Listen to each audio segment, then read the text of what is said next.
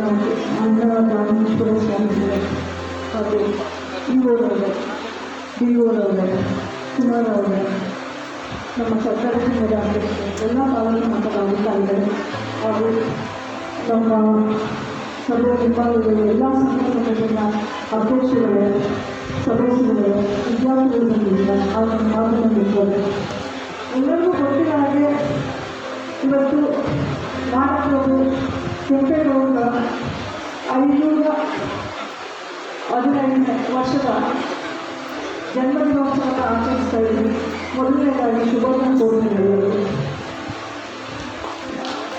Already ನಮ್ಮ ಏನು research person ಬಂದಿದ್ದು ಅವ್ರು ಆಲ್ರೆಡಿ ನಿಮಗೆ ಕೆಂಪೇಗೌಡರ ಬಗ್ಗೆ ಏನಿಲ್ಲ ಇದೆ ಇತಿಹಾಸನ ಯಾವ ಥರ ನಿಮಗೆ ಎಲ್ಲರೂ ಮಾಡ್ಕೊಂಡು ಅಂತ ಅಲ್ಲೇ ಎಲೆಯಾಗಿ ನಿಮಗೆ ಹೇಳಿದ್ದಾರೆ.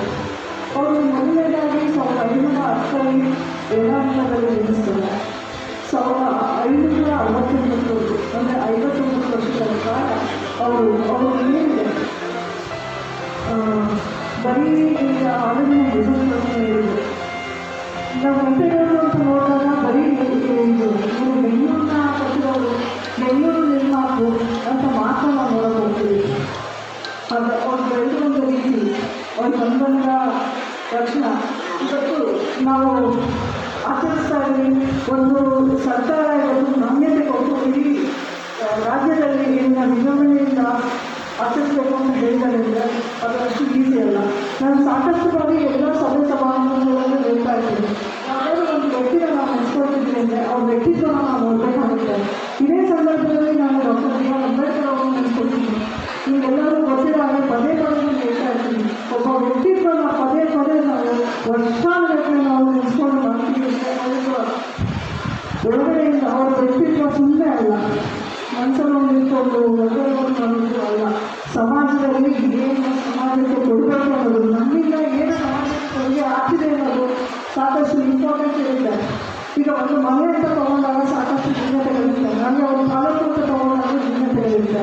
ಅಂಥದ್ರಲ್ಲಿ ಕೆಂಪೇಗೌಡರು ಇದನ್ನು ನಾವು ಬೆಳೆಸಬೇಕಾದ್ರೆ ಎಷ್ಟು ಕಷ್ಟ ಬಿಟ್ಟಿರ್ಬೇಕು ಅನ್ನೋದನ್ನ ನಾವು ನೋಡಬೇಕಾಗ್ತದೆ. ಅವ್ರಿಗೆ ಆ ಥರ ಯೋಚನೆಗಳು ಬಂದಾಗ ಅವ್ರು ಆಲ್ರೆಡಿ ಹೇಳಿದ್ರು. ನಮ್ಮ ವಿಜಯನಗರ ಸಾಮ್ರಾಜ್ಯದಲ್ಲಿ ಅಚ್ಯುತರಾಯರ ಜೊತೆ ಯಾವಾಗ ಇವರು ನಮ್ಮ ದೇವರಾಜ ಅವರು ಇದಾಗ್ತದೆ, ನೆಕ್ಸ್ಟು ಅವರು ಅಚ್ಯುತರಾಯರ ಜೊತೆ ಹೊಂದಾಣಿಕೆಯನ್ನು ಹೊರಿಸ್ಕೊಂಡು ಯಾವ ಥರ ಡೆವಲಪ್ ಮಾಡಬೇಕು ಅಂತ ಹೇಳಿದ್ರು. ಅವರು ಒಂದು ಇದನ್ನು ನೋಡಿದಾಗ ಜಾಗೃತಿಯಲ್ಲಿ ಹವಾಮಾನಗಳನ್ನ ನೋಡ್ತೀವಿ. ಇದು ನಿಜವಾಗ್ಲೂ ಜನವಸತಿಗೆ ತುಂಬ ಒಳ್ಳೆ ಜಾಗ ಆಗಿದೆ. ನೆಕ್ಸ್ಟು ನಮ್ಮ ಜನಗಳು ಇಲ್ಲಿ ಇರಬೇಕು, ನೆಕ್ಸ್ಟು ಇವರೆಲ್ಲ ಬೆಳೀತಾರೆ ಅಂತ ಹೇಳಿ ಒಂದು ಯೋಚನೆ ಮಾಡಿ ಸುಮ್ಮನೆ ಎಲ್ಲೋ ಒಂದು ಕಟ್ಟಬೇಕು ಅನ್ನೋದಿಲ್ಲ. ಹವಾಮಾನ ಇರ್ಬೋದು, ಅಲ್ಲಿ ಮಣ್ಣಿನ ಗುಣ ಇರ್ಬೋದು, ಅದನ್ನೆಲ್ಲ ನೋಡಿ ಇಲ್ಲೇ ನಾವು ಇದು ಮಾಡಬೇಕಂತ ಬೆಂಗಳೂರು ನಿರ್ಮಾಣ ಮಾಡಬೇಕು ಅಂತ ಬರ್ತಾರೆ. ಬೆಂಗಳೂರು ನಿರ್ಮಾಣ ಮಾಡಬೇಕಿದ್ರೆ 4 ಹೆಬ್ಬಾಗಿಲನ್ನ ಅವರು ಇದು ಮಾಡ್ತಾರೆ. ಅದು ಯಾವ ದೂರದೃಷ್ಟಿಯಿಂದ ಅಂದರೆ ಎರಡು ಗೋಡೆಟ್ಟು ಕಟ್ಬಿಟ್ಟು ಇವಾಗ ಯೋಚನೆ ಮಾಡಿ, ಇವಾಗ ನಮ್ಮ ಎದುರನ್ನ ಬಿಟ್ಟರೆ ನಿಜವಾಗ್ಲೂ ಅವ್ರು ಹೋಗಿದ್ಯಾ ಅಲ್ಲೇ ನಿಂತ್ಕೊಳ್ತಾರೆ. ನಮ್ಮ ದೃಷ್ಟಿಯಾಗಿದೆ. ಅವತ್ತು ಗುಣ ಯಾವ ಥರ ಇತ್ತು ಅಂದರೆ ಗಡಿ ಗುಡಿಸೋದು ಕೂಡ ಈ ಒಂದು ಆಲೋಚನೆ ಅವರು ಸೈಂಟಿಫಿಕ್ ಆಗಿ ಯೋಚನೆ ಮಾಡೋದು. ಆಲ್ರೆಡಿ ಕೆಂಗೇರಿ ಇರ್ಬೋದು, ಯಶವಂತಪುರ ಹೆಬ್ಬಾಳು ಇರ್ಬೋದು, ಇನ್ನು 2 ಯಲಹಂಕ ಹೆಬ್ಬಾಳು ಎಲ್ಲ ನೋಡಿದಾಗ ಅವರು ಮುಂದಾಲೋಚನೆನ ಯೋಚನೆ ಮಾಡ್ತಾಯಿದ್ರು. ಸೊ ಈಗ ನಮ್ಮ ಹವಾಮಾನ ನೋಡಿದ್ರೆ ಅಕ್ಕಪಕ್ಕ ರಾಜ್ಯದವರು ಕೂಡ ಬಂದಿರ್ತಾರೆ. ನೆಕ್ಸ್ಟು ಅದರ ದುಷ್ಪರಿಣಾಮಗಳು ಏನಾಗ್ಬೋದು ಅಂತ ನೋಡಿ ಅವರು ಗಡಿನ ಗುರುತಿಸ್ಕೊಡ್ತೀವಿ. ಗಡಿನ ಗುರುತಿಸಿದ್ರೆ ಈಗ ಆಲ್ರೆಡಿ ನಾವು ಹೇಳ್ತಾ ಇರ್ತೀವಿ ಇಂಪ್ರೂವ್ಮೆಂಟ್ ಆಗಿದೆ. ಏನು ಇದು ಸಿಟಿ ಇದೆ, ಸಬ್ ಸೆಂಟರ್ಗಳು ಅದೆಲ್ಲ ಬಿಟ್ಟು ಬರ್ತಾ ಇರ್ತೀವಿ ಅಂತ ಯಾವ ಥರ ಇರುತ್ತೆ ಅನ್ನೋದನ್ನ ಮುಂಚೆನೇ ಆಲೋಚನೆ ಮಾಡಿರ್ತಾರೆ. ಅವರು ಅಚ್ಯುತರಾಯ ಹೇಳ್ಕೊಂಡಾಗ 50,000 ಹೊರಗಳ ಜೊತೆ 12 ಓಬಿನ ಕೊಡ್ತಾರೆ. 12 ಓಬಿನ ಅವರು ಡೆವಲಪ್ ಮಾಡ್ತಾ ಬರ್ತಾರೆ. ಅದೊಂದೇ ಅಲ್ಲ, ಅವರಿಗೆ ಗೊತ್ತಿತ್ತು ಬೆಂಗಳೂರು ಏನು ನಿರ್ಮಾಣ ಮಾಡಬೇಕಿದ್ರೆ ಅಲ್ಲಿ ಯಾವುದೇ ಒಂದು ನದಿಗಳನ್ನು ಸೋರಿಸಿರಲ್ಲ. ಹಾಗಾಗಿ ಏನು ಮಾಡ್ತಾರೆ, ಕೆರೆಗಳಿಗೆ ಒತ್ತನ್ನು ಕೊಡ್ತಾರೆ. ಎಲ್ಲಿ ಕೆರೆ ತುಂಬುತ್ತೆ, ಕೆರೆ ತುಂಬಿದಾಗ ಅದನ್ನು ಏನು ಮಾಡಬೇಕು ನಮಗೆ, ಅದಕ್ಕೆ ಚಾನಲ್ಗಳು ಕೆನಾಲ್ಗಳನ್ನ ಏನು ಕೊಳವೆ ಅಂತ ಹೇಳ್ತೀವಿ ಇವತ್ತು, ಅಥವಾ ನಮ್ಮ ಕಡೆ ಇದು ಗದ್ದೆಗಳ ಕಡೆ ನೋಡ್ಬೋದು, ನಾಲೆಗಳು ಹರಿತಾರೆ. ಅದನ್ನೆಲ್ಲ ಮುಂಚೆನೇ ಅವರು ಆಲೋಚನೆ ಮಾಡಿದ್ರು. ಕೆರೆ ತುಂಬಿದಾಗ ನಾವು ಹೇಗೆ ಬೇರೆಯವರಿಗೆ ನಾವು ಉಪಯೋಗ ಮಾಡಬೇಕು, ಎಲ್ಲಿ ಫಲವತ್ತತೆನ ನೋಡಬೇಕು, ಮಣ್ಣನ್ನು ನೋಡಬೇಕು, ನೆಕ್ಸ್ಟ್ ಇವತ್ತು ಹೇಳ್ತಾ ಇದ್ದೀವಿ ನಾವು ಸಿಲಿಕಾನ್ ಸಿಟಿ ಅಂತ ಹೇಳ್ತೀವಿ. ಇವತ್ತು ಇಡೀ ಇಂಡಿಯಾದಲ್ಲಿ ನಮ್ಮ ಬೆಂಗಳೂರು ಎಕನಾಮಿಕಲಿ ಫಸ್ಟ್, ಬೇರೆ ಒಂದು ಕಾಂಟ್ರಿಬ್ಯೂಷನ್ ಇದ್ರು, ಎಕನಾಮಿಕಲಿ ಫಸ್ಟ್ ಕಾಂಟ್ರಿಬ್ಯೂಷನ್ ಇಲ್ಲೇ ಇರುತ್ತೆ, ಬೆಂಗಳೂರಿಂದಲೇ ಇರುತ್ತೆ. IT ಸಿಟಿ ಆಗಬೇಕಿದ್ರೆ ಅವತ್ತೇ ಆಲ್ರೆಡಿ ರಿಸೋರ್ಸ್ ಪರ್ಸನ್ ಕೂಡ ಹೇಳಿದ್ರು, ನಾಣ್ಯಗಳು ಅವಾಗಲೇ ಇತ್ತು, ಬಾಟರ್ ಸಿಸ್ಟಮ್ ಅಂತ ಇರ್ತಿತ್ತು. ಈಗ ನಮ್ಮ ಹಳ್ಳಿಗಳಲ್ಲಿ ನೋಡಿದಾಗ ಇವತ್ತು ನನ್ನ ಸಕ್ಕರೆ ಇಲ್ಲ, ಒಂದು ನೋಟ ಕೊಟ್ಟಿರ್ತೀನಿ, ಅದ್ರ ಬದಲಾಗಿ ಇಟ್ಕೊಡು, ಬೇರೆ ಕೊಡು ಅಥವಾ ಏನೋ ಒಂದು ಇರುತ್ತೆ, ಅದೆಲ್ಲ ಬಾಟರ್ ಸಿಸ್ಟಮ್ ಅಂತ ಇರುತ್ತೆ. ಅವಾಗಲೇ ನಾವು ಎಕನಾಮಿಕಲಿ ಅವರು 15 ನಿಮಿಷ ಮಾಡಿದ್ರು. ಒಬ್ಬರಿಗೆ ಕೊಟ್ಟು ಒಬ್ಬರಿಗೆ ತಗೊಂಡಾಗ ಯಾವ ಥರ ಸಮಾಜ ಡೆವಲಪ್ ಆಗುತ್ತೆ ಅಂತ. ಒಂದು ಸಮಾಜ ಅನ್ನುವಾಗ ಎಲ್ಲವೂ ಇದೆ, ಅದನ್ನು ಯಾವ ಥರ ಡೆವಲಪ್ ಮಾಡಬೇಕು, ಅದು ವಿದ್ಯೆ ಯಾವ ಥರ ಡೆವಲಪ್ ಮಾಡಬೇಕು, ಎಕನಾಮಿಕಲಿ ಯಾವ ಥರ ಡೆವಲಪ್ ಮಾಡಬೇಕು, ಒಬ್ಬ ಮನುಷ್ಯನಿಗೆ ಆರೋಗ್ಯ ಅನ್ನೋದು ಇಂಪಾರ್ಟೆಂಟ್ ಇರುತ್ತೆ. ಅವತ್ತೇ ಎಲ್ಲ ಶುಚಿತ್ವವನ್ನು ನೋಡ್ತಾ ಇದ್ರು. ಅವರು ಒಂದೇ ಜನಾಂಗಕ್ಕೆ ಅಂತ ಬಂದಿದ್ದೆ ಇವತ್ತು ಎಷ್ಟು ಮಾತು ಆಗ್ತಾ ಇರಲಿಲ್ಲ. ಇವರಿಗೆ ಯಾವತ್ತೂ ಮನಸ್ಸಲ್ಲಿ ಉದಾಹರಣೆ ಒಳ್ಳೆತನ ಇದ್ದಾಗ ಅದು ಹೇಳ್ಕೊಂಡ್ಬಂದಿದೆ. ನಾನು ಪ್ರತಿ ಸಭೆ ಹೇಳ್ತಿರ್ತೀನಿ, ಎಲ್ಲ ನಾನು ಏನು ನಮ್ಮ ಸಮಿತಿ ಸಭೆಗಳನ್ನ ನಾವು ಮಾಡ್ತಿರ್ತೀವಿ. ಇವತ್ತು ನಾವು ಯಾವುದೇ ಒಂದು ಜಯಂತಿಗಳನ್ನ ಮಾಡೋದು, ನಾವು ಅವ್ರನ್ನ ಸ್ಮರಿಸ್ತಾ ಇರ್ತೀವಿ ಅಂದರೆ ಅವರು ಏನೋ ಒಂದು ವ್ಯಕ್ತಿತ್ವ ಸಮಾಜಕ್ಕೆ ಏನು ಇಲ್ಲ ಅದು ಬಂದಿರಲ್ಲ. ಡೆವಲಪ್ಮೆಂಟು ಅಷ್ಟು ಈಸಿ ಇಲ್ಲ. ನೀವು ಇವಾಗ ಎಲ್ಲ ಇದ್ದೇ ಜನಗಳಿಗೆ ಎಷ್ಟೊಂದು ನ್ಯೂನತೆಗಳನ್ನ ಕಾಣಿಸ್ತಾ ಇದ್ದಾರೆ. ಅವ್ರಿಗೆ ಏನೂ ಇರಲಿಲ್ಲ, ಅವ್ರು ಪಡ್ಕೊಂಡು ಬಂದಿರಬೇಕಾಗುತ್ತೆ. ಅದರಲ್ಲಿ ಅವ್ರ ಸದ್ಗುಣಗಳು, ಸಹಿಷ್ಣುತೆ ಎಲ್ಲವೂ ಇದ್ದಾರೆ. ಆಲ್ರೆಡಿ ಹೇಳಿ ನಮ್ಮ ರಿಸರ್ವ್ ಪರ್ಸನ್ ಹೇಳಿದ್ರು, ಬರೀ ಅವ್ರನ್ನ ನಾವು ನೋಡೋದಕ್ಕೆ ಬರೀ ಬೆಂಗಳೂರಲ್ಲಿ ಮಾತ್ರ ಅಂತ ನೋಡ್ತೀವಿ. ಅವ್ರ ವ್ಯಕ್ತಿತ್ವನ ನೋಡಬೇಕಾಗುತ್ತೆ, ಅವ್ರ ನಿಧಾನಕ್ಕೆ ನೋಡಬೇಕಾಗುತ್ತೆ, ಅವ್ರ ಒಳ್ಳೆ ಗುಣವನ್ನು ನಾವು ನೋಡಬೇಕಾಗುತ್ತೆ. ಇದೇ ಥರ ಇದೆ. ಮೊದಲನೇದಾಗಿ ನಾವೆಲ್ಲ ಏನು ಲಿಂಗದವರು ಜಯಂತಿನ ಮಾಡ್ತೀವಿ, ನಮ್ಮ ವಿದ್ಯಾರ್ಥಿಗಳಲ್ಲೂ ಕೂಡ ಇಂಥ ನಾಡಹಬ್ಬಗಳು ಬೆಳೀಲಿ ಅಂತ ಹೇಳ್ತಾ, ಇದು ನಮ್ಮ ತಾಲೂಕಲ್ಲಿ ಎಲ್ಲ ರೀತಿಯ ಡೆವಲಪ್ಮೆಂಟ್ ಆಗಲಿ ಅಂತ ಹೇಳ್ತಾ ನಾವು ಮಾತಾಡ್ತೀವಿ. ಹಲೋ, ನಮ್ಮ ಕಾರ್ಯಕ್ರಮದ ಕುರಿತು ನಮ್ಮ ತಾಲೂಕಿನ ದಂಡಾಧಿಕಾರಿಗಳು ಪ್ರಸಿದ್ಧವಾದ ಶ್ರೀಮತಿ ಸ್ಮಿತಾರಾಮ್ ಮೇಡಮ್ ಅವರು ಅಭಿಪ್ರಾಯವನ್ನು ವ್ಯಕ್ತಪಡಿಸಿದ್ದಾರೆ. ಅವರಿಗೆ ನಿಮ್ಮೆಲ್ಲರ ಅವರಿಗೆ ಧನ್ಯವಾದಗಳನ್ನು ಅರ್ಪಿಸ್ತಾ ಇದ್ದೇನೆ.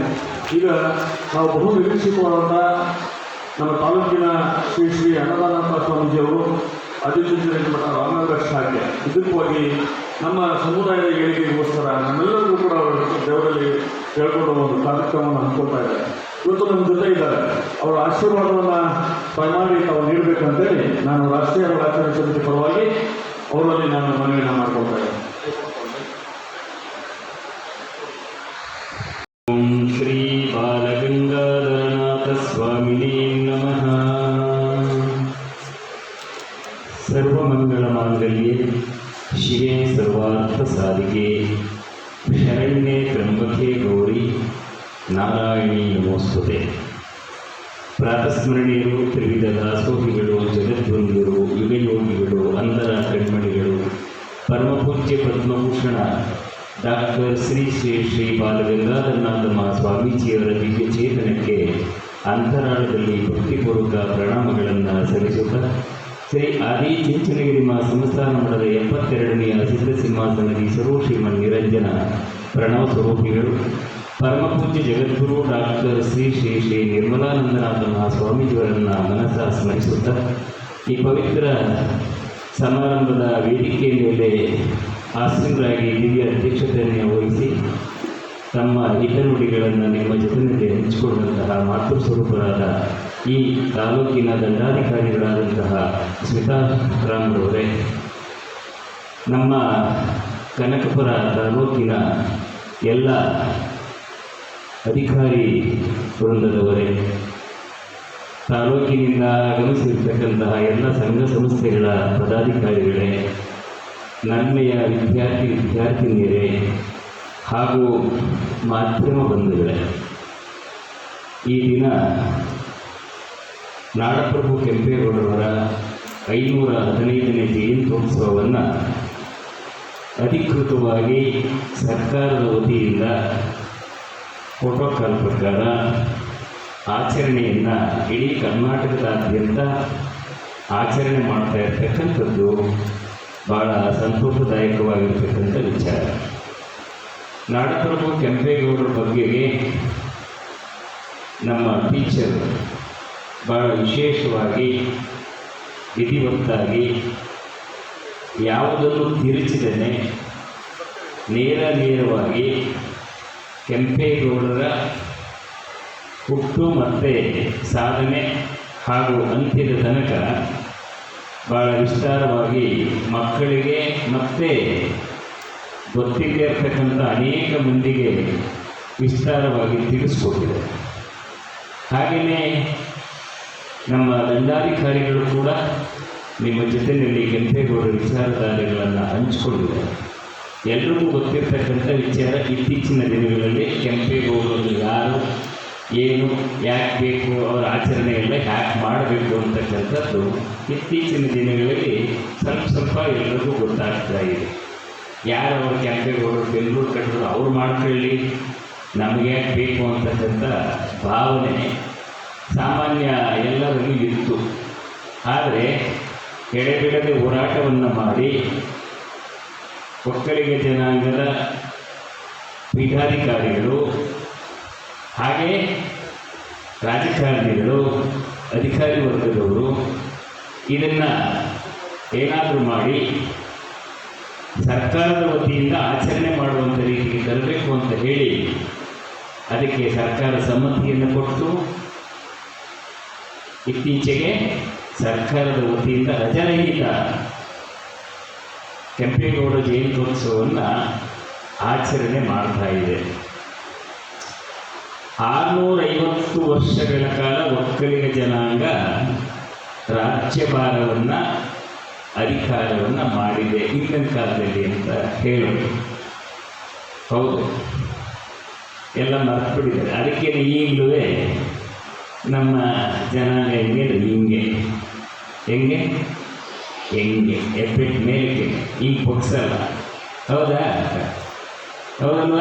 ನಿಮ್ಮ ಎಫೆಕ್ಟ್ ಮಾಡ್ಕೊಳ್ಳಿ. ಯಾಕಂದ್ರೆ ಈಗ ಬೊಕ್ತವ ಇಲ್ಲ, ಹಿಂಗೇನೆ ಹಂಗೆ ಮೀಸಿದ್ದಿರ್ಬೋದು ಈ ಜನಾಂಗದ ಗುರುತು. ಒಟ್ಟಿಟ್ಟಿದ್ದೇನೆ ಜುಟ್ಟು ಮಲ್ಲಿಗೆ ಹೂವು ಅಂತಾರಿಲ್ಲ, ಹೇಳಿ ನೋಡೋಣ. ಹೊಟ್ಟೆಗೆ ಇಟ್ಟಿಲ್ಲದೆ ಇದ್ರೂ ಜುಟ್ಟು ಮಲ್ಲಿಗೆ ಹೂವು ಅಂತ, ಜುಟ್ಟಿಗೆ ಮಲ್ಲಿಗೆ ಹೂವು, ಇದು ಗಾದೆ.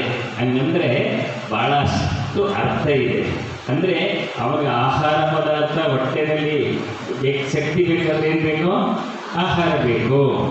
ಊಟ ಇಲ್ಲದೇ ಇದ್ರೂ ಕೂಡ ಚಿಂತೆ ಇಲ್ಲ, ಅವನಿಗೆ ಶಕ್ತಿ ಇತ್ತು. ಏನು? ಜುಟ್ಟು ಮಲ್ಲಿಗೆ ಹೂವು ಹೊಡ್ಕೊಂಡು ತನ್ನ ಅದ್ಭುತವಾದ ಸುವಾಸನೆ ಭರಿತವಾಗಿರ್ತಕ್ಕಂಥ ಮಲ್ಲಿಗೆ ಹೂವು ಏನು ಸಂಕೇತ? ಅದು ಮಲ್ಲಿಗೆ ಹೂವು ಏನು ಸಂಕೇತ? ವಾಸನೆ ಹೊಡಿತದ? ಏನು ಕೊಡ್ತದೆ ಅದು? ಪರಿಮಳವನ್ನು ಕೊಡುತ್ತೆ.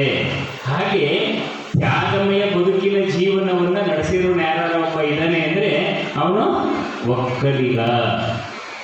84 ಲಕ್ಷ ಜೀವರಾಶಿಗಳಿಗೆ ಅನ್ನ ಕೊಡ್ತಕ್ಕಂಥವನು ಒಕ್ಕಲಿಗ ಅಂತ ಹೇಳ್ತೀವಿ. 84 ಲಕ್ಷ ಜೀವರಾಶಿಗಳಿಗೆಲ್ಲ ಅನ್ನ ಕೊಡ್ತಕ್ಕಂಥ ತಾತ ಯಾರು ಒಬ್ಬ ಇದ್ದಾನೆ ಅಂದರೆ ಅವನು ಒಕ್ಕಲಿಗ ಅಂತ ಹೇಳ್ತಾರೆ. ಯಾಕೆ ಮಾತನ್ನು ಹೇಳ್ತಾರೆ ಅಂದರೆ ಅವನು ಒಕ್ಕಲಿಗ ಬಿತ್ತದೇ ಇದ್ದರೆ ಈ ಜಗತ್ತಿನಲ್ಲಿ ಏನು ನಡೆಯಲ್ಲ. ಫ್ಯಾಕ್ಟ್ರಿಗಳಿವೆ, ಕಬ್ಬಣ ತಯಾರು ಮಾಡ್ತಾರೆ, ಚಿನ್ನ ತಯಾರು ಮಾಡ್ತಾರೆ, ಬೆಳ್ಳಿ ತಯಾರು ಮಾಡ್ತಾರೆ, ಬಟ್ಟೆ ತಯಾರು ಮಾಡ್ತಾರೆ, ಪುಸ್ತಕ ತಯಾರು ಮಾಡ್ತಾರೆ, ಏನೆಲ್ಲ ತಯಾರು ಮಾಡ್ತಾ ಇದ್ದಾರೆ ಅದೆಲ್ಲ ಫ್ಯಾಕ್ಟ್ರಿ ತಯಾರು ಮಾಡ್ತಾರೆ. ಅದನ್ನು ಯಾರಾದ್ರೂ ತಿಂದು ಉಂಡು ಬದುಕು ಸಾಧ್ಯನಾ? ಏನು ತಿಂದು ಬದುಕಬೇಕು? ಆಹಾರನೇ ತಿಂದು ಬದುಕಬೇಕು. ಆಹಾರ ಬೆಳೆಯೋನು ಯಾರು? ಒಕ್ಕಲಿಗ. ಎಲ್ಲಿ ಬೆಳೀತಾನೆ? ಭೂಮಿ ಬೆಳೀತಾನೆ. ಹೌದಲ್ವಾ? ಅದಕ್ಕೆ ಹೇಳಿದ್ರು, ಭೂಮಿಲಿ ಬೆಳೆ ಬೆಳೆಯಬೇಕಾದ್ರೆ ಏನು ಬೇಕು? ನೀರು ಬೇಕು. ಹೌದಲ್ಲ? ಅದಕ್ಕೆ ಹೇಳ್ತಿದ್ರು ಅವರು ಗಂಗರು ಅಂತ ಹೇಳಿದ್ರು. ಗಂಗರು ಅಂತ ಯಾಕೆ ಹೆಸರಿಟ್ಕೊಂಡಿದ್ರು ಅಂದರೆ, ಗಂಗರು ಅಂದರೆ ಅವ್ರು ಒಕ್ಕಲಿಗರೇ ಅಂತ. ಗಂಗೆ ಇದ್ದರೆ ತಾನೇ ಜೀವನ. ಹೌದಲ್ವಾ? ನೀರಿದ್ದರೆ ತಾನೇ ಬೆಳೆ ಬೆಳೆಯೋದು, ನೀರಿದ್ದರೆ ತಾನೇ ದಾಹ ನೀಗೋದು. ಹಾಗಾಗಿ ಏನು ಮಾಡ್ತಾ ಇದ್ರು ಅಂದ್ರೆ ಆಗ ಗಂಗರು ಅಂತ ಹೇಳಿ ಹೆಸರಿಟ್ಕೊಂಡಿದ್ರು. ಅಂದರೆ ಗಂಗೆಯನ್ನು ಪೂಜೆ ಮಾಡ್ತಕ್ಕಂಥವ್ರು ಅಂತ ಗಂಗರ್ಕಾರು ಒಕ್ಕಲಿಗರು ಅಂತ ಕರೀತಿದ್ರು. ಆಮೇಲೆ ಒಕ್ಕಲಿಗ ಜನಾಂಗದ ಬಹಳ ಅದ್ಭುತವಾದಂತಹ ಶಕ್ತಿ ಸಾಮರ್ಥ್ಯವನ್ನು, ಅದರ ಗುಣ ಕರ್ಮ ಸ್ವಭಾವವನ್ನು ಎತ್ತಿ ತೋರಿದಂಥವ್ರು ಯಾರಾದರೂ ಒಬ್ಬರು ಇದ್ದಾರೆ ಅಂತ ಹೇಳಿದ್ರೆ ಅವತ್ತಿನ ಕಾಲದಲ್ಲಿ ನಾಡಪ್ರಭು ಕೆಂಪೇಗೌಡರು. ಗೌಡ ಅನ್ನತಕ್ಕಂಥ 2 ಅಕ್ಷರ ಇಲ್ಲದೇ ಇದ್ದಿದ್ರೆ, ಕೆಂಪೇಗೌಡ ಅಂತ 2 ಅಕ್ಷರ ಇಲ್ಲದೇ ಇದ್ದಿದ್ರೆ ಏನಾಗ್ತಾ ಇತ್ತು ಅಂದರೆ ಬೇರೆ ಏನಾದರೂ ಶರ್ಮ ಗಿರ್ಮ ಅಂತ ಹೆಸರಿಟ್ಕೊಂಡು ಮರ್ತೇ ಬಿಡೋರು ಇನ್ನು ಸ್ವಲ್ಪ ದಿನ ಹೋಗಿದ್ರೆ. ಅದಕ್ಕೆ 2 ಅಕ್ಷರ ಇದ್ದಕ್ಕೆ ಏನಾಯಿತು ಅಂದರೆ ನಮ್ಮವನು ಒಬ್ಬ ಇದ್ದ ಕೆಂಪೇಗೌಡ ಅಂತ ಹೇಳಿ ಇತ್ತೀಚೆಗೆ ಎಲ್ಲರಿಗೂ ಮನವರಿಕೆಯಾಗಿದೆ. ಅದು ಕೇವಲ ಬರೀ ಬೆಂಗಳೂರು ಜನ ಮಾತ್ರ ಅಥವಾ ಬೆಂಗಳೂರು ಸುತ್ತಮುತ್ತ ಇರೋ ಜನ ಮಾತ್ರ ಮಾಡ್ತಕ್ಕಂಥದ್ದಲ್ಲ. ನಾಡಪ್ರಭು ಕೆಂಪೇಗೌಡರನ್ನ ಅಥವಾ ಯಾವುದೋ ಒಂದು ಜಾತಿಗೂ ಕೂಡ ಸೀಮಿತ ಮಾಡ್ಕೊಳ್ಳೋಕ್ಕೆ ಹೋಗಬಾರ್ದು.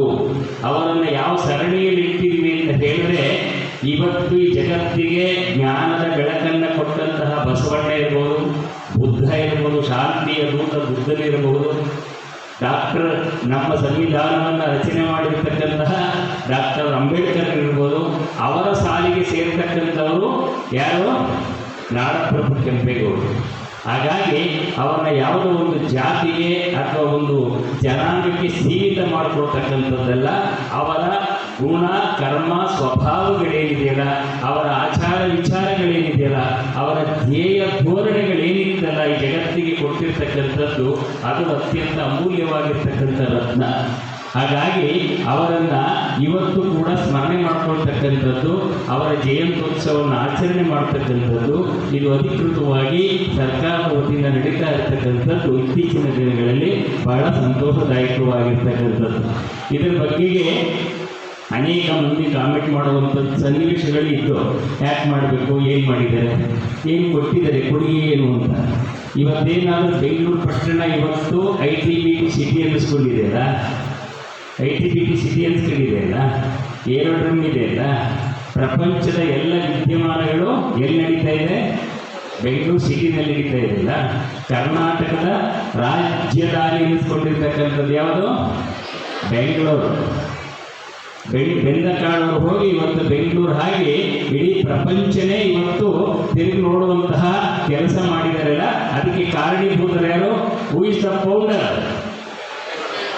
ಯಾರು? ನಾಡಪ್ರಭು ಕೆಂಪೇಗೌಡರು. ಬರೀ ಕೆಂಪೇಗೌಡರಲ್ಲ, ನಾಡಪ್ರಭು ಕೆಂಪೇಗೌಡರು. ಅವರನ್ನು ಅದಕ್ಕೋಸ್ಕರ ಇಡೀ ಪ್ರಪಂಚ ಇವತ್ತು ನೋಡ್ತಾ ಇದೆ ಬೆಂಗಳೂರು ಸಿಟಿಯನ್ನು. ಅಂತಹ ಅದ್ಭುತವಾದಂತಹ ಸಿಟಿಯನ್ನು ಅಂದರೆ ಬೆಂಗಳೂರನ್ನು ನಿರ್ಮಾಣ ಮಾಡುವಂತಹ ನಿರ್ಮಾತೃ ನಾಡಪ್ರಭು ಕೆಂಪೇಗೌಡರು. ಅವರ ಒಂದು ಮುಂದಾಲೋಚನೆ ಬಹಳ ಅದ್ಭುತವಾಗಿರ್ತಕ್ಕಂತಹ ಮುಂದಾಲೋಚನೆಗಳು. ಅದು ಹೇಳ್ತಾ ಇದ್ರು ಬರೀ ಕೆಂಪೇಗೌಡರು ಮಾತ್ರ ಅಷ್ಟೇ ಅಲ್ಲ, ಇಡೀ ಅವರ ಫ್ಯಾಮಿಲಿ, ಅವರ ಕುಟುಂಬವೇ ತ್ಯಾಗ ಮಾಡಿರ್ತಕ್ಕಂತಹ, ತ್ಯಾಗ ಬಲಿದಾನವನ್ನು ಮಾಡಿರ್ತಕ್ಕಂತಹ ಒಂದು ಅದ್ಭುತವಾದಂತಹ ವಂಶ ಪರಂಪರೆ ನಾಡಪ್ರಭು ಕೆಂಪೇಗೌಡರು. ಹಾಗಾಗಿ ಅವರನ್ನು ಎಂದೆಂದಿಗೂ ನಾವು ಸ್ಮರಣೆ ಮಾಡಿಕೊಳ್ತಕ್ಕಂತಹ ಅದ್ಭುತವಾದ ಸ್ಥಾನದಲ್ಲಿಟ್ಟು ಪೂಜಿಸ್ತಕ್ಕಂತಹ ಒಂದು ಸ್ಥಾನವನ್ನು ಅವರು ಪಡ್ಕೊಂಡಿದ್ದಾರೆ. ಅದಕ್ಕೋಸ್ಕರ ನಾವು ನೀವೆಲ್ಲರೂ ಕೂಡ ಅವರ ಸ್ಮರಣೆಯನ್ನು ಮಾಡಿಕೊಳ್ಬೇಕಾಗಿದೆ. ವಿಶೇಷವಾಗಿ ನೀವೆಲ್ಲ ಅಂದ್ಕೊಂಡಿರುವ ಹಾಗೆ ಬರೀ ಒಕ್ಕಲಿಗ ಜನಾಂಗ ಮಾತ್ರ ಮಾಡೋದಂತ ಏನಲ್ಲ, ಸರ್ವರು ಮಾಡ್ತಕ್ಕಂತಹ ಅವರು ಸರ್ವ ಜನಾಂಗದ ಶಾಂತಿಯ ತೋಟ ಅಂತ ಹೇಳೋದು.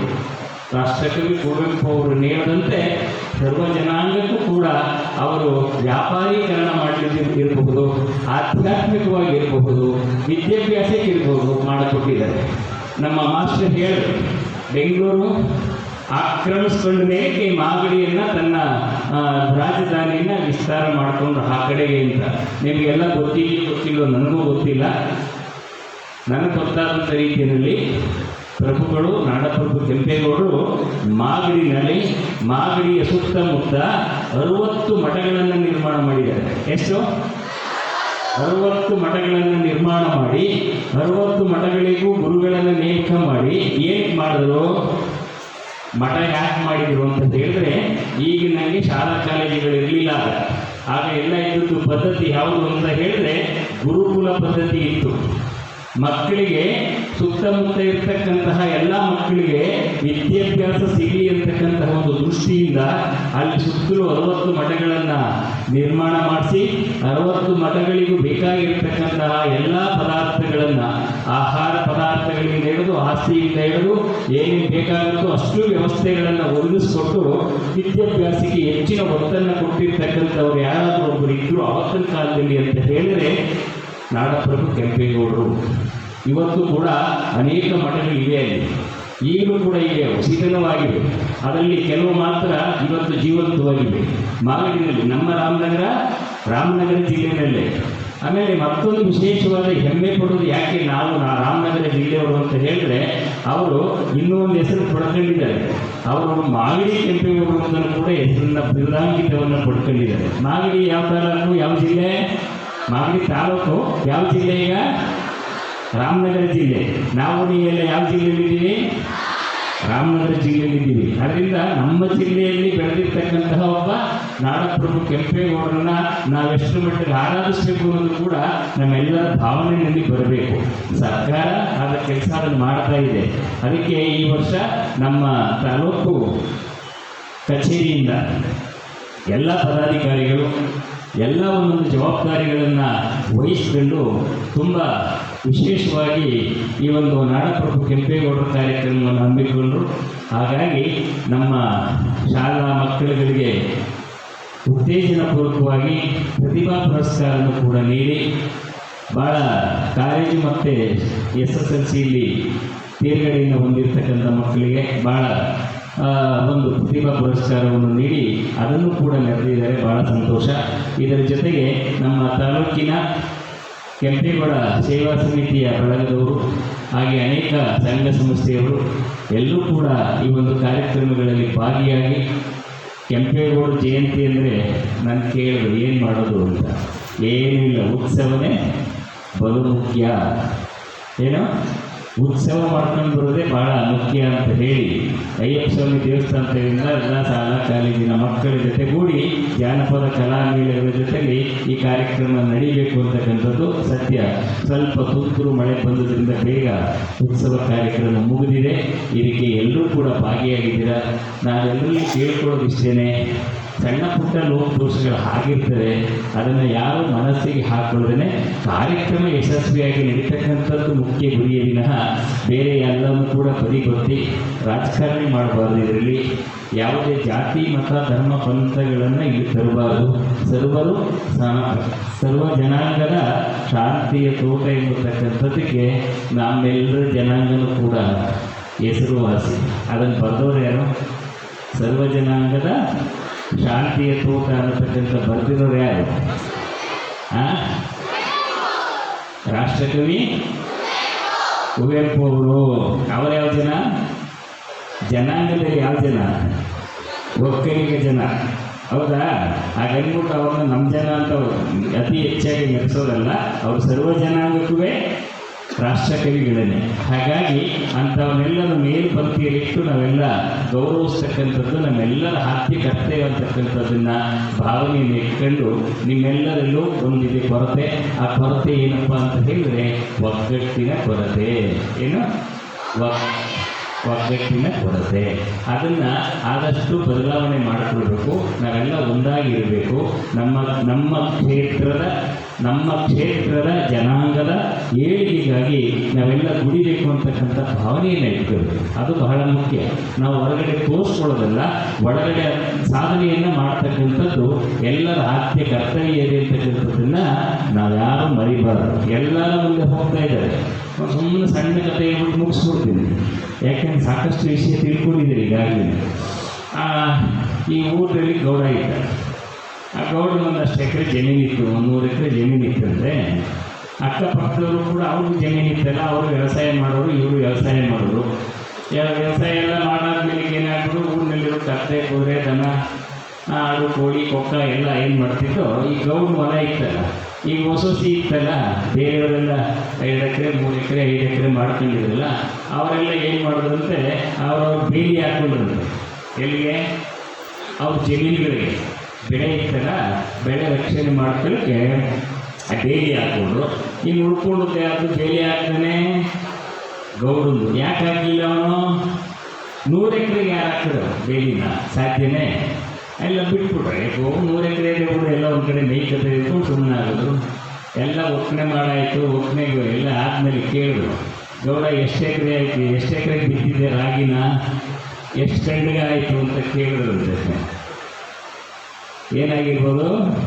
ದನ ಕರ ಎಲ್ಲ ಮೇಯ್ಕೊಂಡು ಉಳ್ಕೊಂಡಿರೋರು ಈ 2 ಎಕರೆ ಒಳಗೆ ಬೆಳೆದಿದ್ದಲ್ಲ, ಅವರಷ್ಟು ಬೆಳೆದಿಲ್ಲ ಇವರು. ಹಂಗಾಗ್ಬಿಟ್ಟದೆ ನಮ್ಮ ಕತೆ. ಹಂಗಂದ್ರೆ ಅರ್ಥ ಆಯ್ತಾ? ಲೆಕ್ಕ ಆಯ್ತಾ? ಹಾಂ, ಎಲ್ಲರೂ ಕೂಡ ಅವರವ್ರ ಹೊಲಕ್ಕೆ ಬೇಲಿ ಹಾಕೊಂಡವ್ರೆ, ಸಂಘಟಿತರಾಗಿದ್ದಾರೆ. ಎಲ್ಲರೂ ಸಂಘಟಿತರಾಗಿದ್ದಾರೆ. ನೀವು ಮಾತ್ರ ಸಂಘಟಿತರಾಗಲಿಲ್ಲ. ನಿಮ್ಮ ಹೊಲನೆಲ್ಲ ಮೇಯ್ಕೊತಾವೆ, ಆಮೇಲೆ ಒಟ್ಟು ಇದ್ದಂಗೆ ಆಗೋಯ್ತದೆ. ಒಟ್ಟು ಇಲ್ಲ ಬಟ್ಕು ಇದ್ದಂಗೆ ಆಗ್ಬಿಡ್ತೀರ. ಅದಕ್ಕೆ ಅವಕಾಶ ಕೊಡ್ದಂಗೆ ಈಗಲಾದರೂ ಎಚ್ಚೆತ್ಕೊಂಡು ಬೇಲಿ ಹಾಕ್ಕೊಂಡು ಒಗ್ಗಟ್ಟಿನಿಂದ ಬದುಕನ್ನು ಮಾಡಿ. ಇನ್ನು ಯಾರ ಮೇಲೆ ದ್ವೇಷ ಮಾಡಿ ಅಂತಲ್ಲ, ಒಗ್ಗಟ್ಟಿಂದ ಇರಬೇಕು. ಒಗ್ಗಟ್ಟಿನಲ್ಲಿ ಬಲ ಇದೆ. ಹಾಗಾಗಿ ಉತ್ತಮವಾದ ಗುಣ, ಕರ್ಮ, ಸ್ವಭಾವವನ್ನು ಬೆಳೆಸ್ಕೊಳ್ಳಿ. ವಿದ್ಯಾವಂತರಾಗಿ, ಬುದ್ಧಿವಂತರಾಗಿ, ಮಕ್ಕಳಿಗೆ ಎಜುಕೇಷನನ್ನು ಕೊಡಿಸಿ, ಉತ್ತಮವಾದ ಶಿಕ್ಷಣವನ್ನು ಕೊಡಿಸಿ. ಕೇವಲ ಹಬ್ಬ ಆಚಾರ ವಿಚಾರಗಳಿಂದ ಮಾತ್ರ ನಮ್ಮ ಬದುಕು ಹಸನಾಗೋದಿಲ್ಲ. ನಿಜವಾದ ಜ್ಞಾನವನ್ನು ಪಡ್ಕೊಳ್ಬೇಕಾಗುತ್ತೆ. ನಿಜವಾದ ಜ್ಞಾನವನ್ನು ಪಡ್ಕೊಳ್ಬೇಕಾಗಿದೆ ಎಲ್ಲರೂ ವಿದ್ಯಾವಂತರಾಗಬೇಕಾಗಿದೆ. ಆ ವಿದ್ಯಾವಂತರು ಹಾಕಬೇಕಾಗಿದ್ರೆ ನಾವು ಶಿಕ್ಷಣದ ಬಗ್ಗೆಗೆ ಹೆಚ್ಚಿನ ಗಮನವನ್ನು ಕೊಡಬೇಕಾಗಿದೆ. ಎಲ್ಲಿ ಯಾವ ಬಡ ಮಕ್ಕಳಿದ್ದಾರೆ ಅಂಥವ್ರನ್ನ ಗುರುತಿಸ್ತಕ್ಕಂಥದ್ದು, ಅವ್ರಿಗೆ ವ್ಯವಸ್ಥೆ ಮಾಡಿಕೊಡ್ತಕ್ಕಂಥದ್ದು, ಹಾಸ್ಟೆಲ್ ವ್ಯವಸ್ಥೆ ಇರ್ಬೋದು, ಅವ್ರ ಎಜುಕೇಷನ್ ಬೇಕಾಗಿರ್ತಕ್ಕಂಥದ್ದನ್ನು ಮಾಡಿಕೊಡ್ತಕ್ಕಂಥ ಕೆಲಸ ಆಗಬೇಕು. ನಿಮಗೆಲ್ಲ ಗೊತ್ತಿರಲಿ ಮಕ್ಕಳ, ಆದಿಚುಂಚನಗಿರಿ ಮಹಾಸಂಸ್ಥಾನ ಮಠ ಈಗಿನ ಜಗದ್ಗುರುಗಳು ನಮ್ಮ ಬಡ ಮಕ್ಕಳಿಗೋಸ್ಕರವೇ ಸುಮಾರು 3,000 ಜನ ಮಕ್ಕಳಿಗೆ ಉಚಿತವಾದಂಥ ಶಿಕ್ಷಣವನ್ನು ಆದಿಚುಂಚನಗಿರಿ ಕ್ಷೇತ್ರದಲ್ಲಿ ನೀಡ್ತಾ ಇದ್ದಾರೆ. 3,000 ಜನ ಮಕ್ಕಳಿಗೆ ಇವತ್ತು ನೀವು ನೋಡ್ಕೊಂಡು ಬರ್ಬೋದು. ಯಾಕೆ ಅಂತ ಹೇಳಿದ್ರೆ ಗುರೂಜಿಯವರ ಆ ಒಂದು ಧ್ಯೇಯ ಧೋರಣೆ ಅದೇ ಇತ್ತು, ವಿದ್ಯಾಭ್ಯಾಸವನ್ನೇ ಕೊಡಬೇಕು ಅನ್ನೋದಿತ್ತು. ಹಾಗಾಗಿ ನಾಡಪ್ರಭು ಕೆಂಪೇಗೌಡರ ಧ್ಯೇಯ ಧೋರಣೆಗಳನ್ನು, ಅವರ ಏಮ್ಸ್ ಆ್ಯಂಡ್ ಆಬ್ಜೆಕ್ಟ್ ಅಂತ ಏನಿರ್ತೀವೋ ಅದನ್ನೇನಾದರೂ ಇವತ್ತು ಪಾಲನೆ ಮಾಡಿದ್ದಾರೆ ಅಂದರೆ ಅದು ಆದಿಚುಂಚನಗಿರಿ ಮಹಾಸಂಸ್ಥಾನ ಮಠ ಖಂಡಿತವಾಗಿ ಚಾಚೂಚಪ್ಪನೆ ಪಾಲನೆ ಮಾಡ್ತಾ ಇದೆ ಅಂತಕ್ಕಂಥ ಮಾತನ್ನು ಹೇಳಲಿಕ್ಕೆ ಹೆಮ್ಮೆಯಾಗುತ್ತೆ. ಕಾರಣ ಎಜುಕೇಷನ್ ಈಸ್ ಇಂಪಾರ್ಟೆಂಟ್. ಪ್ರತಿಯೊಬ್ಬ ಮನುಷ್ಯನಿಗೂ ಬಹಳ ಮುಖ್ಯವಾಗಿ ಬೇಕಾಗಿರ್ತಕ್ಕಂಥದ್ದು ವಿದ್ಯಾಭ್ಯಾಸ. ಹಾಗಾಗಿ ಆ ನಿಟ್ಟಿನಲ್ಲಿ ನಮ್ಮ ಅದರ ಜೊತೆಗೆ ಸಂಸ್ಕಾರ ಬೇಕಾಗಿದೆ. ಬರೀ ವಿದ್ಯೆ ಕಲ್ತ್ಕೊಂಡು ಹಾಗಲ್ಲ, ಸಂಸ್ಕಾರವಂತರಾಗಬೇಕಾಗಿದೆ. ಆ ಸಂಸ್ಕಾರ ಬೇಕು. ಯಾಂತಹ ಸಂಸ್ಕಾರ ಬೇಕು ಅಂತ ಹೇಳಿದ್ರೆ ಜೀವನದಲ್ಲಿ ನಾವೇನಾದರೂ ಒಂದು ಗುರಿಯನ್ನು ಮುಟ್ಲಿಕ್ಕೆ ಬೇಕಾಗಿರ್ತಕ್ಕಂಥ ಸಂಸ್ಕಾರ ಬೇಕು. ಯಾಕೆ ನಾಡಪ್ರಭು ಕೆಂಪೇಗೌಡರ ದಿನಾಚರಣೆ ಆಚರಣೆ ಮಾಡಬೇಕು ಅಂದರೆ ಅವರ ಗುರಿ ಏನಿತ್ತಲ್ಲ, ಅವರ ಸಾಧನೆ ಏನಿತ್ತಲ್ಲ, ಆ ರೀತಿಯ ಸಾಧನೆಯನ್ನು ನಾವು ಮಾಡಬೇಕು ಅಂತಕ್ಕಂಥ ಛಲ ನಮ್ಮ ಮಕ್ಕಳಲ್ಲಿ ಬರಬೇಕಾಗಿದೆ. ಅದಕ್ಕೆ ಹೇಳ್ತೀವಿ, ಯಾವ್ಯಾವ ಹುತ್ತದಲ್ಲಿ ಯಾವ್ಯಾವ ಹಾವಿದೆಯೋ ಗೊತ್ತಿಲ್ಲ, ಯಾವ್ಯಾವ ಪೆಟ್ಟಿಗೆ ಒಳಗೆ ಯಾವ್ಯಾವ ಚಿನ್ನಾಭರಣ ಇಟ್ಕೊಂಡಿದ್ದೀರೋ ಗೊತ್ತಿಲ್ಲ, ಯಾವ್ಯಾವ ಮಕ್ಕಳಲ್ಲಿ ಎಂತೆಂತಹ ಪ್ರತಿಭೆಯೇ ಗೊತ್ತಿರಲ್ಲ. ನೋಡಿ, ಈಗ ನಾವೆಲ್ಲ ಈಗ ಪ್ರತಿಭೆಗಳನ್ನು ಗುರುತಿಸಿ ಇಲ್ಲಿ ಅವರಿಗೆ ಸನ್ಮಾನ ಮಾಡಿದ್ವಿ. ಯಾರಂತ ಹೇಳ್ತೀರಾ? ಇಲ್ಲಿ ಇಂಥವರೇ ಅಂತ ಇಲ್ಲ, ಯಾರು ಬೇಕಾದರೂ ಇರ್ಬೋದು. ಆ ಎಲ್ಲರನ್ನ ಗುರುತಿಸ್ತಕ್ಕಂಥದ್ದು ಶಕ್ತಿ ಯಾವುದು ಅಂದರೆ ಒಂದು ಪರೀಕ್ಷೆ ಅಂತ ಮಾಡ್ತಾರೆ. ಆ ಪರೀಕ್ಷೆ ಒಳಗೆ ಉತ್ತೀರ್ಣರಾದಾಗ, ಅದರಲ್ಲಿ ಹೆಚ್ಚಿನ ಅಂಕ ಪಡ್ಕೊಂಡಾಗ ಅಂಥವ್ರನ್ನ ಗುರುತಿಸಿ ಇಲ್ಲಿ ಪುರಸ್ಕಾರ ಮಾಡಿದ್ವಿ ಅವರಿಗೆಲ್ಲ. ಹಾಗಾಗಿ ಪ್ರತಿಯೊಬ್ಬ ಮನುಷ್ಯನನ್ನು ಕೂಡ ಆ ಗುರುತಿಸ್ತಾರೆ. ಇಷ್ಟೊಂದು ಸಾವಿರಾರು ಜನ ಮಕ್ಕಳಿದ್ದಾರೆ, ಇಲ್ಲಿ ಎಲ್ಲರೂ ಎಲ್ಲರೂ ರ್ಯಾಂಕ್ ಪಡಬೇಕು ಅಂತ ಅನ್ಕೊಂತೀರ. ಎಲ್ಲರೂ ರ್ಯಾಂಕ್ ತಗೊಳಕ್ಕಾಗಲ್ಲ. ಎಲ್ಲ ಒಂದಿಷ್ಟು ಬೆರಳಿಕೆಯಷ್ಟು ಮಾತ್ರ ರ್ಯಾಂಕ್ ಬರಲಿಕ್ಕೆ ಸಾಧ್ಯ ಆಗುತ್ತೆ. ಹಾಗೆ ಈ ಜಗತ್ತಿನಲ್ಲಿ ನಾವು ಕೋಟಿ ಜನ ಜನ್ಮ ತಾಳಿದ್ದೀವಿ. ಎಲ್ಲರನ್ನು ಪೂಜಿಸಿ ಅವರ ಆದರ್ಶ ಗುಣ, ಕರ್ಮ, ಸ್ವಭಾವಗಳನ್ನು ನಮ್ಮ ಬದುಕಿನಲ್ಲಿ ಅಳವಡಿಸ್ಕೊಳ್ಳೋಕೆ ಆಗೋದಿಲ್ಲ. ಯಾರೋ ಕೆಲವು ಮಂದಿಯನ್ನು ಮಾತ್ರ, ಬೆರಳಿಕೆಯಷ್ಟು ಮಾತ್ರ ಅಂಥವರನ್ನು ಈ ಸಮಾಜದಲ್ಲಿ ಗುರುತಿಸಿ ಅವರಿಗೆ ಗೌರವವನ್ನು ಸಲ್ಲಿಸ್ತಕ್ಕಂಥದ್ದು ನಮ್ಮೆಲ್ಲರ ಆದ್ಯ ಕರ್ತವ್ಯ ಅಂತಕ್ಕಂಥದ್ದನ್ನು ನಾವು ಯಾರೂ ಮರಿಬಾರದು. ಎಲ್ಲ ಬೆರಳಿಕೆಯಷ್ಟು ನಾವು ಕೇಳಿದರೆ ಗುರುರಾಧಿಕಾರಿಗಳು ಕೇಳ್ತಾರೆ, ನಿಮ್ಮ ತಂದೆ ಹೆಸರೇನು, ನಿಮ್ಮ ತಾತನ ಹೆಸರೇನು, ಆಮೇಲೆ ಇನ್ನೊಬ್ಬರ ಹೆಸರೇನು ಅಂದಾಗ ಗೊತ್ತಿರಲ್ಲ. ಮುತ್ತಾತ ತಾತನ ಹೆಸರು ಹೇಳಕ್ಕೆ ಬರಲ್ಲ. ಆದರೆ ರಾಮ ಯಾರು ಅಂದರೆ ಹೆಸರು ಹೇಳ್ತೀವಿ. ರಾಮನಿಗೆ ನಿಮ್ಮ ಸಂಬಂಧನ, ರಕ್ಷ ಸಂಬಂಧನ. ವಿವೇಕಾನಂದರು ಯಾರು ಅಂದರೆ ಹೇಳ್ತೀವಿ, ಅವರಿಗೆ ನಮ್ಮ ಸಂಬಂಧನ. ಅಲ್ಲ. ಯಾಕೆ ಅವರನ್ನು ಗುರುತಿಸ್ತೀವಿ ಅಂತ ಹೇಳಿದ್ರೆ ಅವರು ಕೊಟ್ಟಿರ್ತಕ್ಕಂತಹ ಕೊಡುಗೆ ಅಂತದ್ದಾಗಿದೆ, ಸರ್ವರಿಗೂ ವೇದ್ಯವಾಗಿರ್ತಕ್ಕಂತಹ ಕೊಡುಗೆಯಾಗಿದೆ. ಅಂತಹ ಕೊಡುಗೆಯನ್ನು ನಮ್ಮ ನಾಡಪ್ರಭು ಕೆಂಪೇಗೌಡರು ಕೂಡ ಈ ಜಗತ್ತಿಗೆ ಕೊಟ್ಟು ಹೋಗಿದ್ದಾರೆ. ಇವತ್ತು ಅವರ ಸಮಾಧಿಯನ್ನು ಕೆಂಪಾಪುರದಲ್ಲಿ ಗುರುತಿಸಿ ಅದನ್ನು ಬೆಳಕಿಗೆ ತಂದು ಇವತ್ತು ಸರ್ಕಾರ ಅದನ್ನು ಉತ್ತೇಜನಗೊಳಿಸ್ತಕ್ಕಂತಹ ಹಾಗೂ ಅಭಿವೃದ್ಧಿಯನ್ನು ಮಾಡ್ತಾ ಇರ್ತಕ್ಕಂತಹ ಕೆಂಪೇಗೌಡ ಪ್ರಾಧಿಕಾರ ಅಂತಕ್ಕಂಥದ್ದನ್ನು ರಚನೆ ಮಾಡಿ ಅದನ್ನು ಮುಂದುವರಿಸ್ಕೊಂಡು ಹೋಗ್ತಾ ಇದೆ. ಇದರ ಎಲ್ಲ ಹಿನ್ನೆಲೆಯಲ್ಲಿ ಇಟ್ಕೊಂಡು ಮುಂದೆನೂ ಕೂಡ ನಮ್ಮ ಈ ಸಾಲಿನ ಸರ್ಕಾರದ ವತಿಯಿಂದ ಎಲ್ಲ ಕಡೆಗೂ ಕೂಡ ತಾಲೂಕು ಮಟ್ಟಕ್ಕೆ ಹೆಚ್ಚೆಚ್ಚು ಅನುದಾನವನ್ನು ನೀಡಿದ್ದಾರೆ. ಮುಂದೆನೂ ಕೂಡ ಇಂತಹ ಅನೇಕ ಸಮಾಜಕ್ಕೆ ಸೇವೆ ಮಾಡಿರ್ತಕ್ಕಂಥವರ ಜಯಂತ್ಯೋತ್ಸವಗಳು ಬರ್ತವೆ. ಎಲ್ಲವನ್ನು ಕೂಡ ಗೌರವದಿಂದ ನಾವೆಲ್ಲ ಸ್ವೀಕಾರ ಮಾಡಬೇಕು ಅಂತ ಹೇಳ್ತಾ ಮುಂದಿನ ಪ್ರತಿ ವರ್ಷವೂ ಕೂಡ ಇನ್ನೂ ಹೆಚ್ಚೆಚ್ಚು ಮಟ್ಟದಲ್ಲಿ ಇಂತಹ ಜಯಂತ್ಯೋತ್ಸವಗಳನ್ನು ಆಚರಣೆ ಮಾಡ್ತಕ್ಕಂತಹ ಹಾಗೂ ಶಾಲಾ ಕಾಲೇಜುಗಳ ಮಕ್ಕಳಿಗೆ ಇಂಥವರ ಗುಣಕರ್ಮ ಸ್ವಭಾವಗಳನ್ನು ಅವರ ಮನದಟ್ಟು ಮಾಡಿಕೊಡ್ತಕ್ಕಂತಹ ಕೆಲಸ ಪ್ರತಿ ವರ್ಷವೂ ಆಗಲಿ ಅಂತ ಹೇಳ್ತಾ ಎಲ್ಲರಿಗೂ ಭಗವಂತ ಒಳ್ಳೇದು ಮಾಡಲಿ. ಹಾಗೆ ಕೆಂಪೇಗೌಡರ ಜಯಂತ್ಯೋತ್ಸವದ ಈ ಶುಭ ಸಂದರ್ಭದಲ್ಲಿ ಈ ಒಂದು ಕಾರ್ಯಕ್ರಮಕ್ಕೆ ಸ್ಪಂದಿಸಿರ್ತಕ್ಕಂತಹ ಎಲ್ಲ ಪದಾಧಿಕಾರಿಗಳಿಗೆ, ಅಧಿಕಾರಿಗಳ ವರ್ಗದವರಿಗೆ, ಸಂಘ ಸಂಸ್ಥೆಯವರಿಗೆ, ಆಗ ಶಾಲಾ ಕಾಲೇಜಿನ ಮಕ್ಕಳುಗಳಿಗೆ, ಉಪಾಧ್ಯಾಯ ಬಂಧುಗಳಿಗೆ ಎಲ್ಲರಿಗೂ ಭಗವಂತ ಒಳ್ಳೇದು ಮಾಡಲಿ ಅಂತ ಹೇಳಿ ತುಂಬು ಹೃದಯದಿಂದ ಹಾರೈಸ್ತಾ ಇದ್ದೀನಿ. ಜೈ ಶ್ರೀ ಗುರುದೇವಿ. ಶ್ರೀ ಶ್ರೀ ಅನ್ನದಾನನಾಥ ಸ್ವಾಮೀಜಿಯವರ ಭಾಷಣದಲ್ಲಿ, ಅವರ ಆಶೀರ್ವಚನದಲ್ಲಿ ಸಮುದಾಯದ ಅಭಿವೃದ್ಧಿಗೆ ವಿಚಾರಗಳನ್ನು ಮುಗಿಸಿದ್ದಾರೆ. ಅವರಿಗೆ ಈ ರಾಷ್ಟ್ರೀಯ ಹಬ್ಬಗಳ ಆಚರಣಾ ಸಮಿತಿ ಪರವಾಗಿ ಅನಂತ ಧನ್ಯವಾದಗಳನ್ನು ಸಲ್ಲಿಸ್ತಾ ಅವರಿಗೆ ಇಲ್ಲಿನ ಈ ಕಾರ್ಯಕ್ರಮದಲ್ಲಿ ಅವರಿಗೆ ಸನ್ಮಾನವನ್ನು ದಯಮಾಡಿ ತಾಲೂಕು ಆಡಳಿತದವರು ಮಾಡಿಕೊಡ್ಬೇಕಂತೇಳಿ ನಾನು ಕೋರ್ಕೊಳ್ತಾ ಇದ್ದೇನೆ.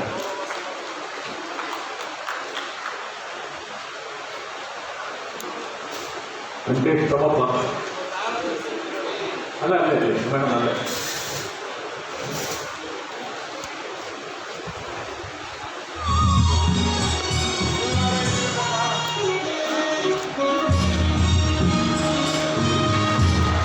ಇದೊಂದು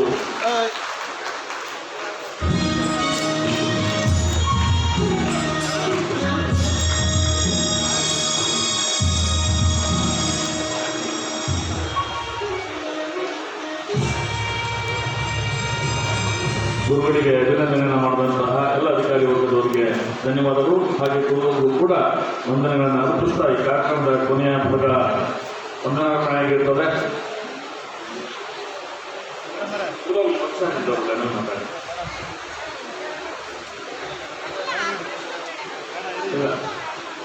ಮೇಡಮ್ ಇದನ್ನು ಮುಗಿಬೇಕು, ಒಂದು 2 ನಿಮಿಷ ಇರಿ, ವಂದನಾರ್ಪಣೆ ಆಗ್ತದೆ. ತದನಂತರ ತಮ್ಮ ಅಭಿಪ್ರಾಯದ ಮೇಲೆ ಅಧಿಕಾರಿಗಳ ಜೊತೆ ಮಾತಾಡೋರು. 515ನೇ ನಾಡಪ್ರಭು ಕೆಂಪೇಗೌಡ ಜಯಂತ್ಯೋತ್ಸವದ ಅಂಗವಾಗಿ ನಡೆದ ಕಾರ್ಯಕ್ರಮಕ್ಕೆ ಆಶೀರ್ವಚನ ನೀಡಿದಂತಹ ಸ್ವಾಮೀಜಿಯವರಿಗೆ ಅನಂತ ಧನ್ಯವಾದಗಳನ್ನು ನಿಮ್ಮೆಲ್ಲರ ಪರವಾಗಿ ಅವರಿಗೆ ನಾನು ಅರ್ಪಿಸ್ತಾ ಇದ್ದೇನೆ. ಈ ಕಾರ್ಯಕ್ರಮದ ಅಧ್ಯಕ್ಷತೆಯನ್ನು ವಹಿಸಿಕೊಂಡು ಯಶಸ್ವಿಯಾಗಿ ನಡೆಸಿಕೊಂಡಂತಹ ತಾಲೂಕಿನ ದಂಡಾಧಿಕಾರಿಗಳಾದ ಶ್ರೀಮತಿ ಸ್ಮಿತಾರಾಮರವರಿಗೂ ಕೂಡ ಅನಂತ ಧನ್ಯವಾದಗಳನ್ನು ಅರ್ಪಿಸ್ತಾ ಇದ್ದೇನೆ. ಇನ್ನುಳಿದಂತೆ ಈ ಕಾರ್ಯಕ್ರಮಕ್ಕೆ ಸಹಕರಿಸಿದ ತಾಲೂಕಿನ ಎಲ್ಲ ಅಧಿಕಾರಿ ವರ್ಗದವರಿಗೆ, ವಿಶೇಷವಾಗಿ ನಮ್ಮ PO ಅವರಿಗೆ, ಈ ಕಾರ್ಯಕ್ರಮಕ್ಕೆ ಅತಿ ಹೆಚ್ಚಿನ ವಿದ್ಯಾರ್ಥಿಗಳನ್ನು ಕರ್ಕೊಂಡಂಥವರಿಗೆ ಅವರು ಕೂಡ ಧನ್ಯವಾದಗಳನ್ನು ಅರ್ಪಿಸ್ತಾ ತಾಲೂಕಿನ ಎಲ್ಲ ತಾಲೂಕು ಮಟ್ಟದ ಅಧಿಕಾರಿಗಳಿಗೆ, ಅವರ ಸಿಬ್ಬಂದಿ ವರ್ಗದವರಿಗೂ ಕೂಡ ನಾನು ಧನ್ಯವಾದಗಳನ್ನು ಹೇಳ್ತೇನೆ. ವಿಶೇಷವಾಗಿ ತಾಲೂಕಿನ ನಾಡಪ್ರಭು ಕೆಂಪೇಗೌಡರ ಜಯಂತ್ಯೋತ್ಸವ ಸಮಿತಿಯ ಎಲ್ಲ ಮುಖಂಡರುಗಳಿಗೆ, ಎಲ್ಲ ಸಮುದಾಯದ ಮುಖಂಡರುಗಳಿಗೆ, ಎಲ್ಲ ಸಂಘ ಸಂಸ್ಥೆಯ ಪದಾಧಿಕಾರಿಗಳಿಗೆ, ಮಾಧ್ಯಮ ಮಿತ್ರರಿಗೆ, ಇಲ್ಲಿ ಆಗಮಿಸಿರ್ತಕ್ಕಂಥ ವಿದ್ಯಾರ್ಥಿನಿಯರಿಗೆ, ಈ ದಿನದ ಕಾರ್ಯಕ್ರಮದಲ್ಲಿ ಪ್ರತಿಭಾ ಪುರಸ್ಕಾರ ಪಡೆದುಕೊಂಡಂತಹ ಪ್ರತಿಭಾನ್ವಿತರಿಗೂ ಕೂಡ ಈ ಸಂದರ್ಭದಲ್ಲಿ ನಾನು ಅನಂತ ವಂದನೆಗಳನ್ನು ಸಲ್ಲಿಸ್ತಾ ಇದ್ದೇನೆ ರಾಷ್ಟ್ರೀಯ ಹಬ್ಬಗಳ ಆಚರಣಾ ಸಮಿತಿ ಪರವಾಗಿ. ಹಾಗೆ ಆಶಾ ಕಾರ್ಯಕರ್ತರು, ಅಂಗನವಾಡಿ ಕಾರ್ಯಕರ್ತರು ಕೂಡ ಈ ಕಾರ್ಯಕ್ರಮದಲ್ಲಿ ಸಹಕಾರವನ್ನು ನೀಡಿದ್ದೀರಾ, ಅವ್ರಿಗೂ ಕೂಡ ವಂದನೆಗಳನ್ನು ಅರ್ಪಿಸ್ತಾ ಇದ್ದೇನೆ. ಇಲ್ಲಿಗೆ ಕರ್ಕೊಂಡಂತಹ ಎಲ್ಲ ಶಾಲೆಯ ಶಿಕ್ಷಕರು, ಮುಖ್ಯ ಶಿಕ್ಷಕರಿಗೆ, ಆಡಳಿತ ಮಂಡಳದವರಿಗೂ ಕೂಡ ಅನಂತ ಧನ್ಯವಾದಗಳನ್ನು ಮುಗಿಸ್ತಾ ಈ ಕಾರ್ಯಕ್ರಮವನ್ನು ಇಲ್ಲಿಗೆ ಕೊನೆಗೊಳಿಸ್ತಾ ಇದ್ದೇವೆ. ದಯಮಾಡಿ ವಿದ್ಯಾರ್ಥಿಗಳು ಸದ್ಯ ಸಾಲಿನಲ್ಲಿ ಈ ನೆಲಮಹಡಿಯಲ್ಲಿ ಊಟದ ವ್ಯವಸ್ಥೆಯನ್ನು ಮಾಡಲಾಗಿದೆ. ಈ ಸಮುದಾಯದ ಎಲ್ಲ ಮುಖಂಡರಿಗೂ ಕೂಡ ಇಲ್ಲೇ ಇದ್ದು ಊಟದ ವ್ಯವಸ್ಥೆಯನ್ನು ಮಾಡಲಾಗಿದೆ. ದಯಮಾಡಿ ಊಟವನ್ನು ಸವಿದು ತದನಂತರ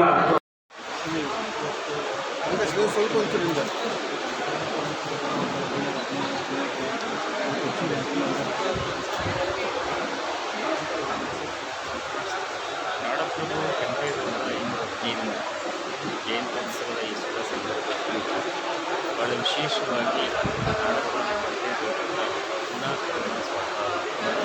ಪುನರಾಲೋಚನೆ ಏನಿದೆ ಅದನ್ನು ಇವತ್ತು ಮನಗಂಡು ಅದರಂತೆ ಎಲ್ಲರೂ ನಡ್ಕೊಳ್ಬೇಕು.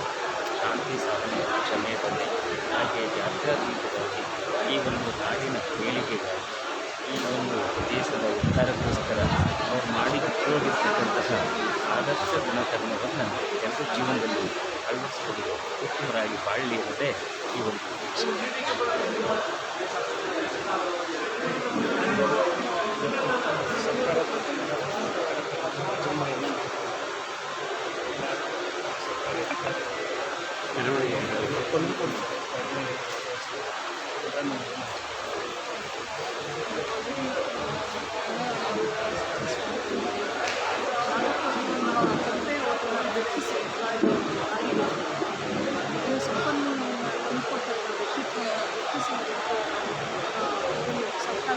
ಹಬ್ಬ ಅಂತ ಆಚರಿಸ್ತೀನಿ. ನಿಜವಾಗ್ಲೂ ಖುಷಿ ಪಡ್ತೀನಿ. ಅವ್ರು ನಾನು ಹೇಳ್ಕೊಳ್ಳೋದು ಇಷ್ಟೇ, ಕೆಂಪೇಗೌಡರು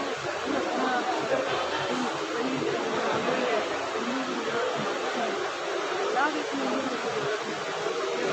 ಒಂದು ವ್ಯಕ್ತಿತ್ವ ಅಂತ ಹೇಳಿದಾಗ ಒಂದು ಇದು ಅಂತ ಕೊಡ್ತಾರೆ. ಹಾಗಾಗಿ ಗುಣಾತ್ಮಕವಾಗಿ ಎಲ್ಲ ಒಂದು ಅಂಥ ವ್ಯಕ್ತಿತ್ವವನ್ನು ಆಚರಿಸ್ತಾರೆ.